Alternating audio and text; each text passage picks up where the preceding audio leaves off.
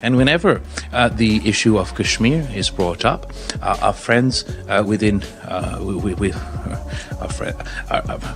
our neighboring countries, and they perpetuate a post-fact narrative where they try to claim that this is not a dispute for the United Nations. Bilawal Bhutto ने जो कि Islamophobia पर बड़ी एक तकरीर की है यूएन में, और वो तो आप जानते ही, उन्होंने कहा कि ये इस्लाम के खिलाफ साजिश हो रही है, मुसलमानों के खिलाफ सब मिलके जो एक फाशिज्म है जो इस वक्त फैल रहा है, जो पॉलिसीज बन रही हैं और बड़ी साजिश हो रही है। देख लें आप, भारत में वो जो आपको चीफ जस्टिस को बुलाया वहां पे वो नहीं गए हैं, वहां पे वो मुनीब अख्तर साहब जस्टिस हैं, वो वर्चुअल करेंगे, और उसके बाद फॉरेन मिनिस्टर साहब है वो पाकिस्तान जाते ही नहीं है, वो हमेशा जब भी मैं लौट के देखता हूँ तो या न्यूयॉर्क ही होते हैं वो। अभी भी ये है कि इंडिया को परमानेंट मेंबर बनाया जाए सिक्योरिटी काउंसिल का, और इसके साथ जर्मनी, ब्राजील और जापान की भी बात हो रही है। और अब सुनने में ये भी आया है कि भारत रशिया को एम्यूनिशन भी प्रोवाइड सप्लाई कर रहा है, क्योंकि इस वक्त एम्यूनिशन की यूक्रेन के पास भी बहुत कमी है और रशिया के पास भी बहुत कमी है। मुल्क के हालात बहुत ख़राब हैं और पाकिस्तान के पॉलिटिकल लीडर्स को ख़तरा है। इमरान खान, बिलावल भुट्टो और मौलाना फजलुर रहमान की जानों को खतरा है। मगर जो ज्यादा खतरनाक काम इंडिया ने किया, ये बात दुनिया में बिल्कुल नहीं मालूम किसी को और किसी मीडिया में नहीं आती को, यहां पर इंडियन गवर्नमेंट ने ज्यादा होशियार बनने की कोशिश की। रशिया को वेपन्स की जरूरत थी, एमुनेशन की जरूरत थी। अब ये जो खाली टैंकर्स ऑयल टैंकर्स जाते हैं रशिया तेल लेने के लिए, ये सारे वेपन से भरे हुए होते हैं इनके, क्योंकि Russian equipment 80% Indian military equipment जो है वो रशियन है। तो सारी बात है, इंडिया अगर बनता है member as a permanent member of the UN security council, तो बहुत ज्यादा जो एक स्टेचर है इंडिया का बदल जाएगा। उनका नाम मैं नहीं लूंगी कि बेचारे मुश्किल में ना आ जाए। वो कहने लगे कि इसका एक ही हल है कि पाकिस्तान को तोड़ के दोबारा बनाया जाए। मैंने कहा कोई खिलौना है कि तोड़ के, उन्होंने कहा, लेकिन प्रॉब्लम ये कि टूट भी नहीं रहा। ये टूट तो चुका है, टूटा तो है, टूटा तो जोड़ नहीं रहा।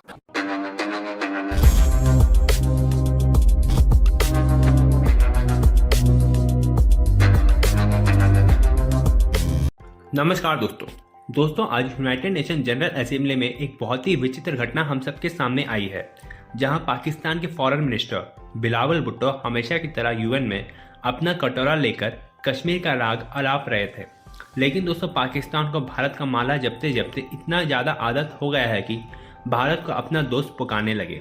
लेकिन दोस्तों, बिलावल भुट्टो को याद आया, बिलावल भुट्टो जिस तरह से मोदी जी के खिलाफ कई सारे अपशब्द यूएन में इस्तेमाल किए थे, और इसके साथ साथ बिलावल भुट्टो को याद आया मोदी जी के खिलाफ किस तरह से पाकिस्तानी जनता नफरत बना के रखी हुई है, और बिलावल भुट्टो को कुछ महीनों में उनके सामने ही जा करके वोट के लिए भीख मांगना पड़ेगा। तो दोस्तों, फिर उन्होंने थोड़ा सा हिचकते हुए भारत को अपना पड़ोसी मुल्क कहने लगे। दोस्तों, ये दर्शाता है पाकिस्तान भारत से कितना ज़्यादा ऑब्सेस्ड है। जहां उन्हें आंख बंद करे तो भारत दिखाई देता है, और वे सपने में भी मोदी जी की पूजा करते हैं। तो चलिए दोस्तों, इसी पर आगे पाकिस्तानी मीडिया का रिएक्शन देखते हैं। जहां बात आती है कश्मीर की, वहां पाकिस्तान और हिंदुस्तान छिड़ जाते हैं एक दूसरे से। तो क्या यूएन कभी इस मसले को, हम यूएन को देखते हुए रिजॉल्व कर पाएंगे?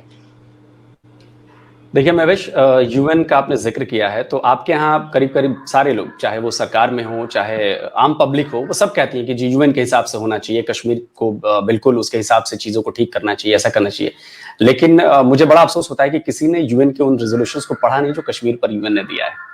तो मैं अक्सर अपने वीडियोज़ में ये बात बताता रहता हूँ कि भाई जाके कम से कम वो रेजोल्यूशंस को पढ़िए तो सही कि उसमें लिखा क्या है। आपको पता है कि कश्मीर का मसला हल होने में सबसे बड़ी जो बाधा है वो पाकिस्तान खुद है।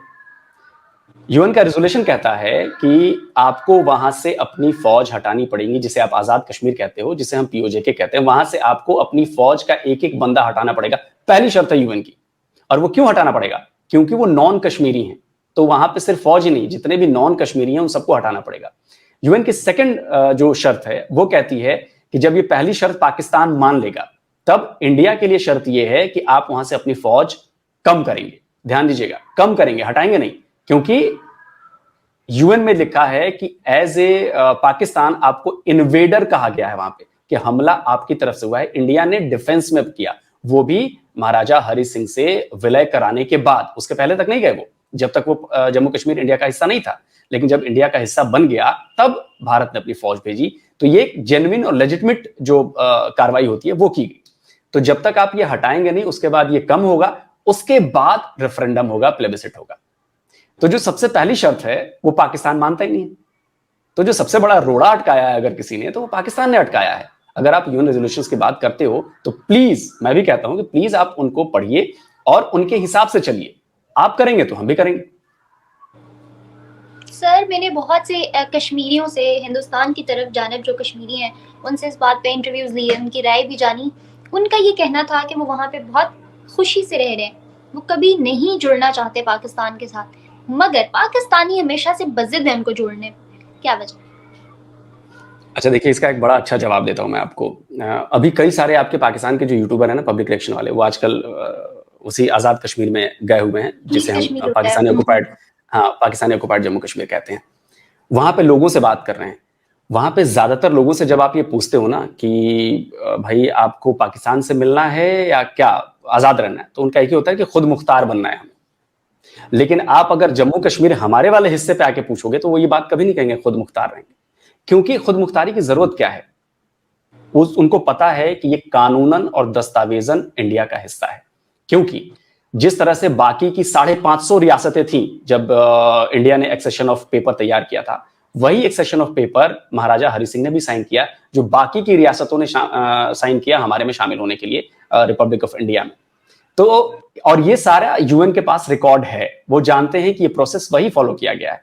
तो जो कानूनन अधिकार है हमारा, वो हमारा है, उस पर इंडिया का अधिकार है। अच्छा, अब इसमें कई लोग कहते हैं कि जी वहां पे मुस्लिमों की संख्या ज्यादा थी तो इधर जाना चाहिए था, उधर जाना चाहिए। देखिए, ये सब फालतू की बातें हैं, कागज जिनके पास है।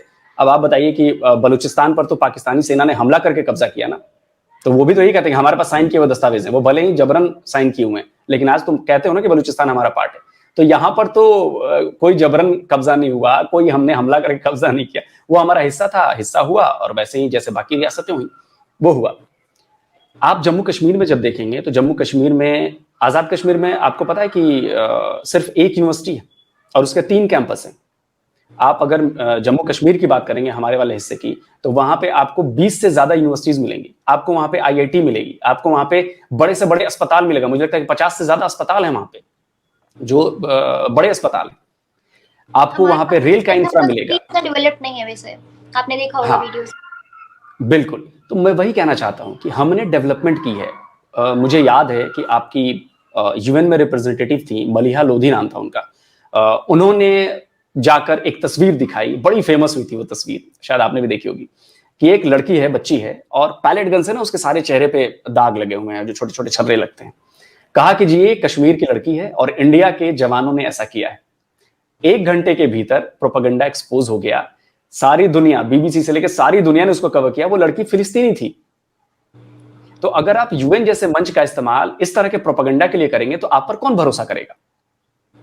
जबकि हम यहां पे देखिए, हम G20 की मीटिंग करा रहे हैं। G20 वो कंट्रीज हैं जो इस पूरी दुनिया में सबसे पावरफुल कंट्रीज हैं, बिगेस्ट इकोनॉमीज हैं। वो आ रही हैं, वो देख रही हैं कि जो पाकिस्तान के द्वारा जो तस्वीर दिखाई जाती है, उसके उलट जो ग्राउंड रियलिटी है जम्मू कश्मीर में हमारे, वो तो बिल्कुल अलग है। और इसी का नतीजा है कि आप देखिए, यूएई से इन्वेस्टमेंट आ रही है, सऊदी अरब से इन्वेस्टमेंट आ रही है, बाकी जो गल्फ कंट्रीज हैं वो भी बहुत ज्यादा उसमें इंटरेस्ट दिखा रही है कि हम भी इन्वेस्टमेंट करेंगे। हजारों करोड़ की इन्वेस्टमेंट आ रही है, तो यहां से उसका फायदा किसे होगा? कश्मीरियों को होगा। वहां पर सिनेमा हॉल खुला, वहां पर नए नए कॉलेजेस खुल रहे हैं, वहां पे स्पोर्ट्स का आपने देखा होगा कि स्पोर्ट्स में आजकल कश्मीर के बच्चे कमाल कर रहे हैं। बिल्कुल